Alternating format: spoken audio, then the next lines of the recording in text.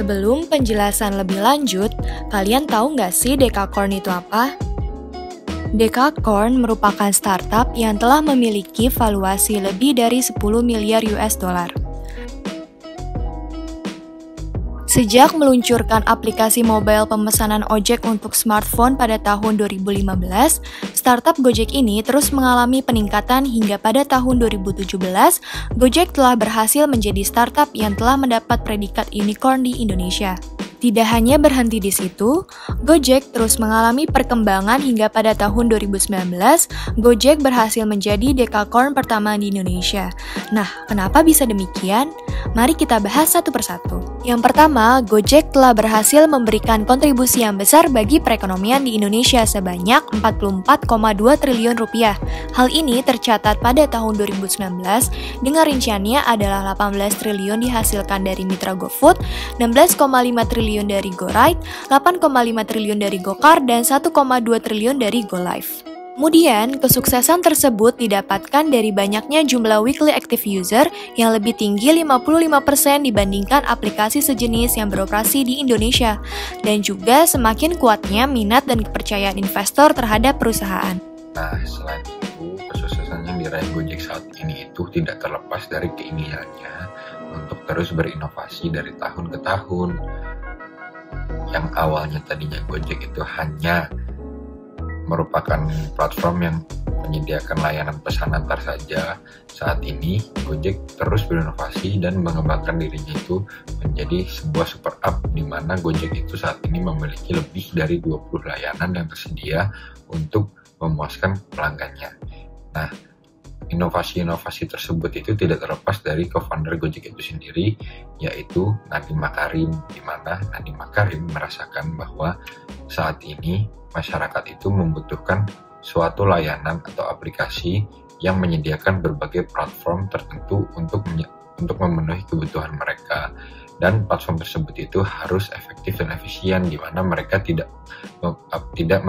menemukan kesulitan berarti, dan akses yang ditemukan dalam suatu aplikasi tersebut haruslah mudah. Nah, untuk itu saat Nadiem Makarim melihat dan merasakan apa keinginan dan kebutuhan masyarakat, Nadiem memutuskan bahwa Gojek tidak harus merupakan layanan pesan antar saja, melainkan dapat berkembang menjadi aplikasi yang menyediakan berbagai layanan sesuai dengan kebutuhan masyarakat, mulai dari GoMart, GoMedik, GoNews, GoTiket,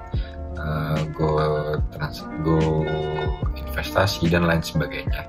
Nah, hal-hal tersebut itu dilakukan oleh Nadiem Makarim melihat kecenderungan masyarakat yang terus ingin berkembang dari waktu ke waktu dan tidak menginginkan hal-hal yang rumit untuk melakukan hal tersebut. Nah,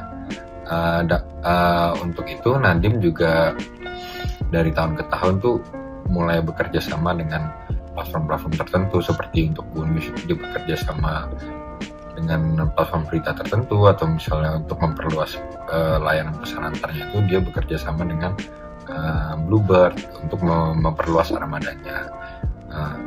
Inovasi-inovasi tersebut pada akhirnya melahirkan kesuksesan yang sangat besar dan menciptakan pasar baru di masyarakat, di mana Gojek itu sendiri berubah menjadi sebuah perusahaan Dekakorn yang mulai merajai pasar Indonesia. Kesuksesan super app Gojek meliputi 6 faktor utama. Yang pertama, inovasi produk layanan. Gojek hadir dengan layanan dan solusi komprehensif untuk pengusaha UMKM dengan berbagai skala bisnis.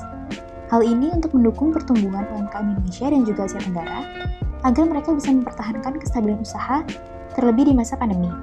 Kedua, fitur otomatisasi.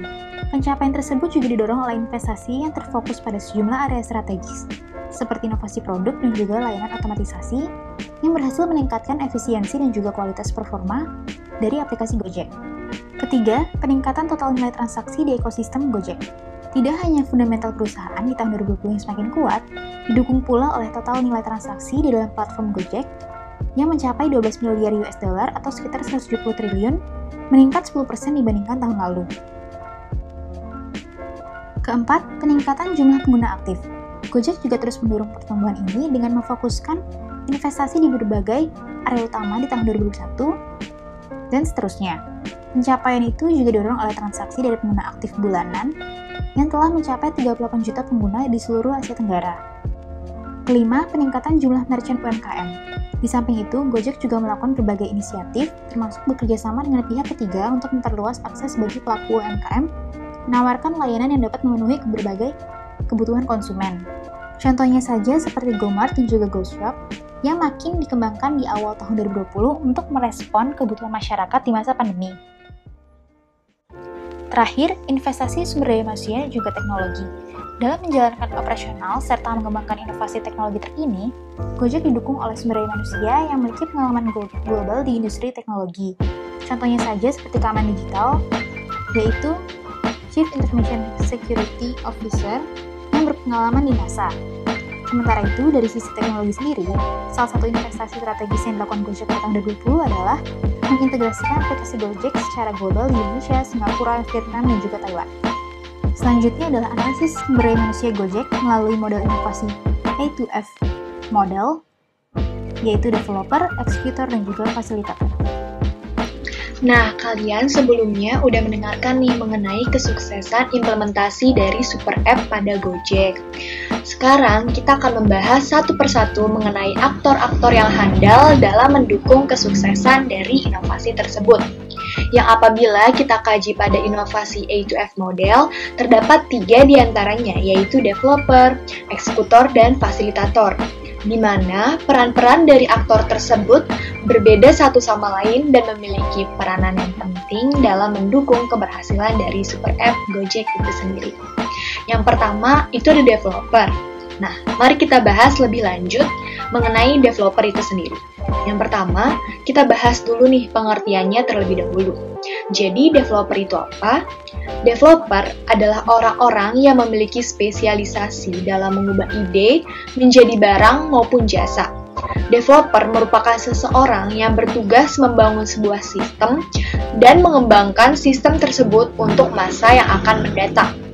Jadi, dapat kita katakan bahwa tanggung jawab dari developer dalam suatu proses pembentukan inovasi, yaitu yang pertama, developer mampu bekerja sama dengan divisi lain untuk memenuhi kebutuhan pasar. Yang kedua, mengembangkan dan mempresentasikan rencana pengembangan bisnisnya. Yang ketiga, memperbaharui pengetahuan tentang pengembangan pasar dan pesaing sehingga organisasi atau perusahaan tersebut mampu menjadi terdepan dalam menyediakan barang ataupun jasa untuk para konsumennya. Dan keempat, tentu developer perlu melakukan penelitian secara teratur untuk mendukung dari inovasi itu sendiri. Lalu, apabila kita kaitkan dengan inovasi Super App pada Gojek yang mendukung perkembangan inovasi tersebut yaitu developer, di mana saat ini yang menjabat sebagai Head of Engineering Gojek yaitu Sidhu Panopa yang merupakan entrepreneur dan programmer di Gojek. Sidhu Panopa ini menempatkan para developer Gojek di 3 kantor yang berbeda yang tersebar di Jakarta, Singapura, dan Bangalore. Meski hanya menghadirkan layanan mereka di Indonesia, namun kantor Gojek di Bangalore justru mempunyai jumlah developer yang terbanyak. Jadi, bisa dikatakan bahwa layanan yang saat ini kita rasakan pada aplikasi Gojek dikerjakan secara paralel di 3 lokasi tersebut. Selanjutnya, dalam eksekutor merupakan pihak yang bertanggung jawab penuh terhadap tahapan implementasi dan mengawasi proses inovasi baik di organisasi maupun di pasar. Untuk itu, Gojek menjalin kerjasama dengan para mitranya sebagai bentuk dari peningkatan layanan yang seperti ini. Bisa dilihat melalui layanan GoFitness yang bekerjasama dengan Together dan juga GoNet yang hasil kerjasama dari Halodoc. Jadi, eksekutor dalam pengembangan Super App Gojek dibawahi oleh Head of Third Party. Selanjutnya, kita masuk ke pembahasan terakhir dari model inovasi A2F, yaitu fasilitator. Sebelumnya, teman-teman udah pada tahu belum sih apa itu fasilitator?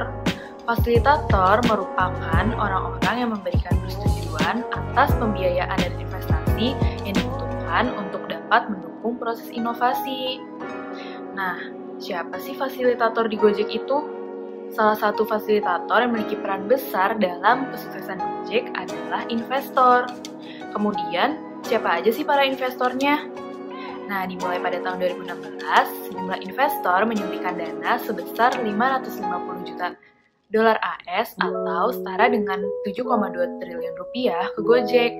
Para investor ini terdiri dari KKR, Warburg Pincus, Farallon Capital, dan Capital Group Markets. Nah, apa sih alasan para investor ini ingin menyuntikkan dana ke Gojek? Alasan para investor ini masuk ke Gojek adalah karena menurut mereka, Gojek itu dinilai fokus pada solusi online yang inovatif dan terjangkau. Kemudian, Gojek juga menyediakan layanan yang pas dengan kebutuhan masyarakat Indonesia untuk kehidupan sehari-harinya. Nah, kemudian di tahun selanjutnya, yaitu di awal tahun 2017, dua perusahaan raksasa asal Cina, yaitu Tencent dan JD.com, ikut serta menyuntikkan dana triliunan rupiah ke Gojek.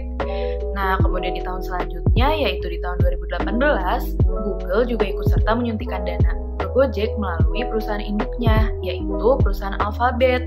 Namun, Google tidak masuk sendirian. Google juga menggandeng Temasek Holding, yaitu perusahaan online asal Tiongkok, Meituan Dianping, serta sejumlah investor lama Gojek lainnya untuk bersama-sama menggelontorkan dana senilai 1,2 miliar dolar AS atau setara dengan 16 triliun rupiah. Nah, dengan tambahan modal sebesar itu, nilai valuasi Gojek diperkirakan mencapai 4 miliar dolar AS atau setara dengan 53 triliun rupiah. Kemudian, investasi yang dilakukan oleh para investor tersebut merupakan investasi yang bersifat jangka panjang yang akan memberikan nilai tambah bagi kedua belah pihak, baik itu buat para investor dan juga untuk Gojek. Sehingga dapat dikatakan bahwa investor tersebut merupakan fasilitator di Gojek yang memiliki pengaruh yang sangat besar atas kesuksesan Gojek. Kemudian, inovasi-inovasi yang dilakukan oleh Gojek juga merupakan dukungan dari para investor. Dari pemaparan tersebut, dapat disimpulkan bahwa Gojek yang memiliki layanan lebih dari 20 layanan di aplikasinya, terus melakukan inovasi-inovasi lain untuk melayani masyarakat. Nah, di antaranya itu ada transport and logistik, di mana transport and logistik itu kita berfokus kepada layanan pesan antar maupun layanan ojek online itu sendiri. Nah, lalu ada food and FMCG, di mana food and FMCG itu berfokus pada layanan pesan antar tapi berupa makanan. Nah, lalu ada payment, di mana payment ini merupakan alat transaksi yang diciptakan oleh Gojek itu sendiri yang aplikasinya itu melalui GoPay.